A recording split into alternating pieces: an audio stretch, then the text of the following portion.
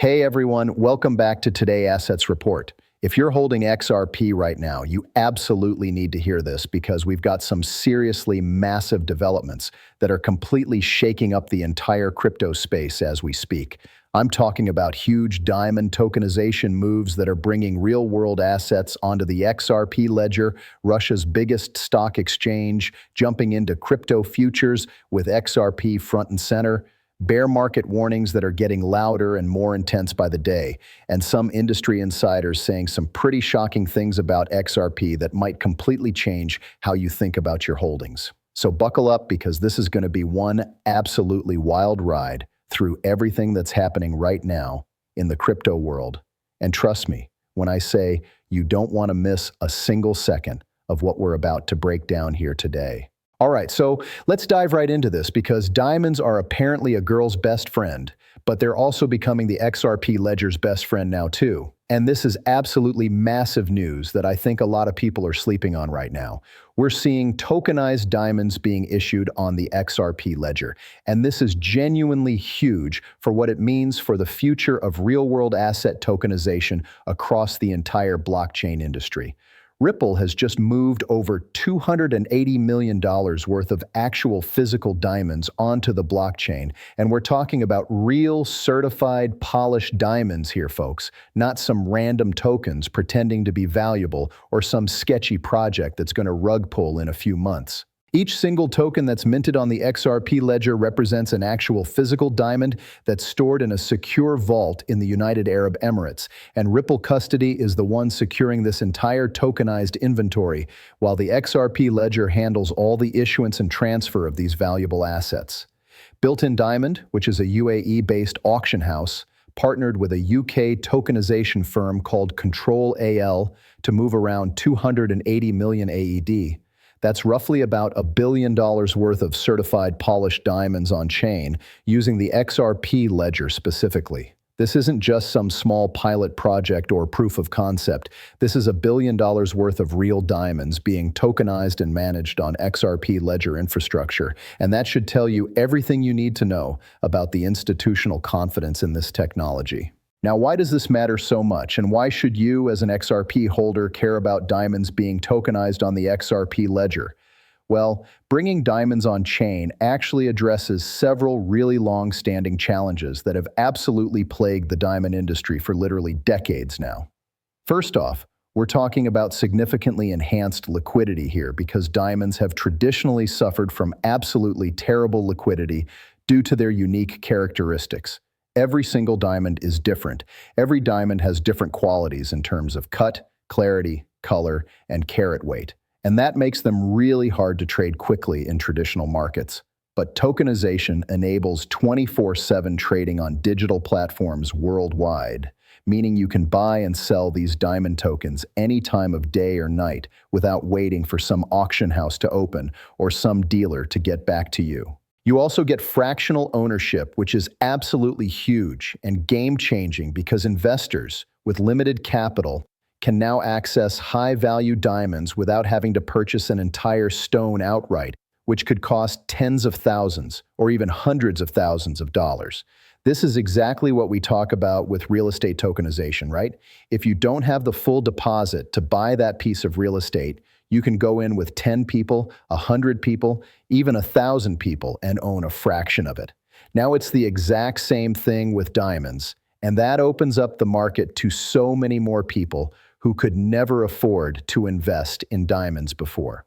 Blockchain technology also provides completely transparent provenance with immutable records of certification, ownership history, and origin that help combat fraud. You know exactly what you're buying, where it came from, and all that information is permanently on the blockchain.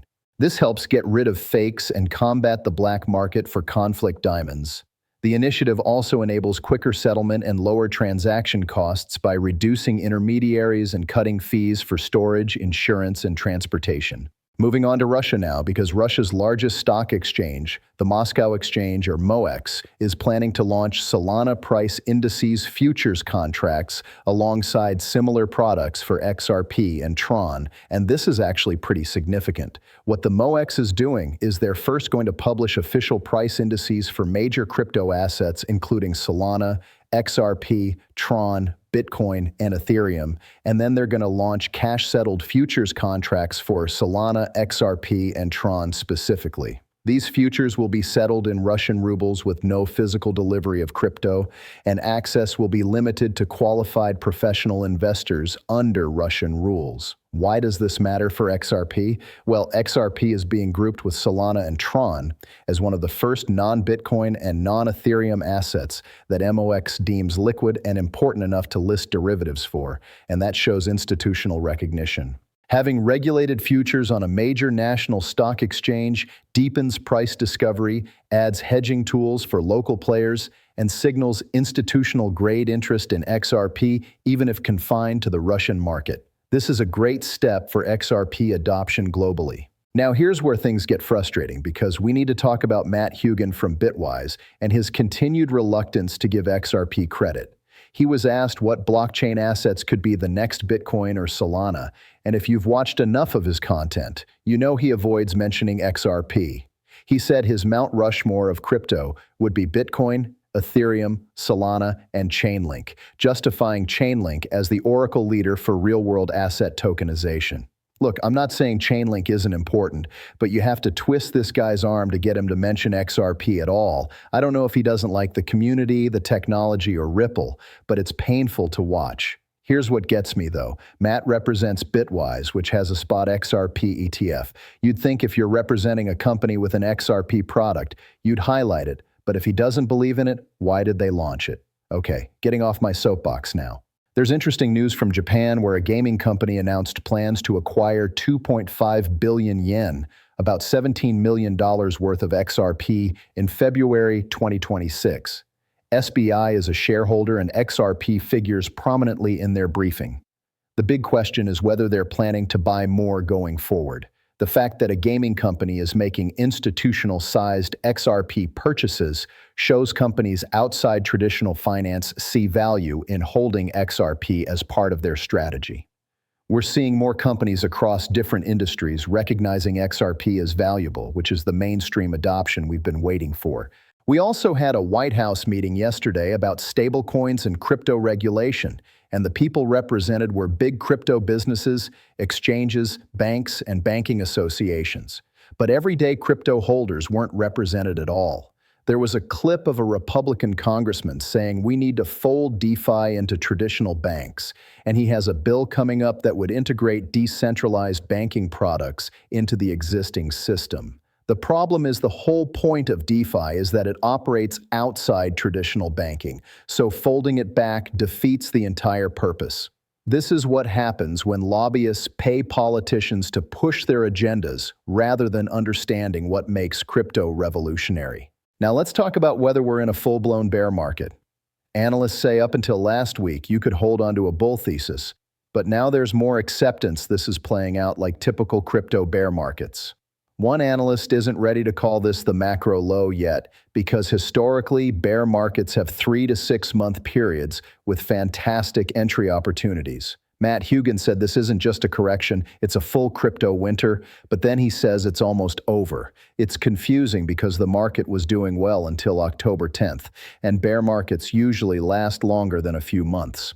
Part of why crypto has suffered is the industry deleveraged in October, and gold and silver doing well created FOMO that pulled capital away from crypto. There's also uncertainty from Washington picking winners and losers. Vitalik Buterin sold $1.1 million in ETH today and another $830,000 the other day, so he's dumping ETH pretty quickly. To be fair, he sold before for charitable causes, but the timing and size are raising eyebrows given current market conditions. Then there's this controversial clip where Dave Weisberger from CoinRoots was asked about his portfolio. He's dominant in Bitcoin, holds Solana and Bitensor, and mentioned having a small XRP position. He said XRP has the best marketing team, but he doesn't know where the value is. He thinks it could outperform in a rally, but called some of their marketing team the most delusional in crypto for thinking a company controlling 40% of an asset could make it worth more than the entire US stock market.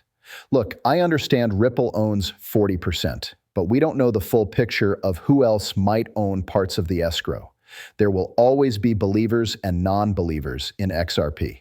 I'm a long-term believer and think people dismissing it based on market cap arguments don't understand how value works in networks with real utility. Here's what gets me, though. He owns Bitensor, which went from a few dollars to hundreds. How does he think that happened, if not through the same dynamics XRP holders believe in? It's hypocritical to call XRP holders delusional while holding speculative AI tokens. So where does this leave us? We've got exciting developments like diamond tokenization and Russian exchange listings showing real adoption, but we're also dealing with bear market warnings, industry skepticism, and government interference. It's a confusing time with mixed signals, which is why staying informed and making decisions based on facts rather than emotion is crucial. What do you think about all this news? Are we in a bear market or just a correction? Let me know in the comments. Thanks for watching Today Assets Report, and I'll see you next time.